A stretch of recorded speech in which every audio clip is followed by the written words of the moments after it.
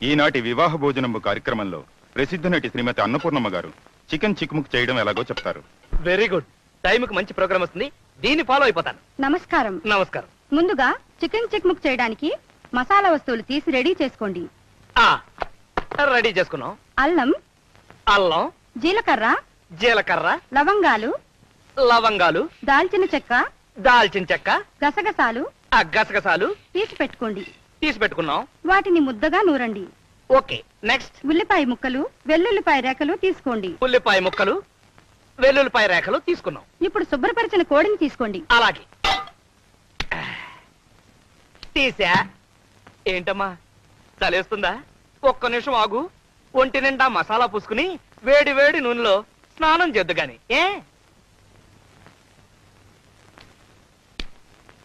క్రమ పద్ధతిలో చేస్తే ఆరోగ్యం చక్కగా ఉంటుంది. అంతే కదా మరి, మంచి ఫుడ్ తింటే ఆరోగ్యంగానే ఉంటుంది. మొదటగా కాళ్ళని ఎడంగా చాపాలి. చాపా. చేతులు వెనక్కి ఉంచాలి. చేతులే? కోడికి చేతులు ఎక్కడుంటాయి? భాషా దోషం, రెక్కలై ఉంటాయి. వెనక్కి పంచ. తలని మెల్లగా అటూ ఇటూ తిప్పండి. తిప్పే. ఇప్పుడు కాస్త స్పీడ్ గా తిప్పండి. ఇప్పుడు కాళ్ళు దగ్గరగా పెట్టి ఊపిరి గట్టిగా పీల్చండి. చచ్చింది కదా, మన ఊపిరి అయి ఉంటుంది. మెల్లగా ఊపిరి వదలండి.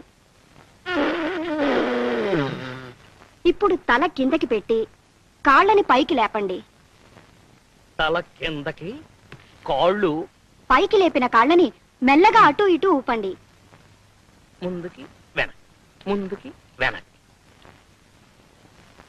ఇప్పుడు మీ ముందు గుమగుమలాడే చికెన్ చిక్ముక్ రెడీగా ఉంది. చక్కగా ఇంటిల్లిపాది తినండి.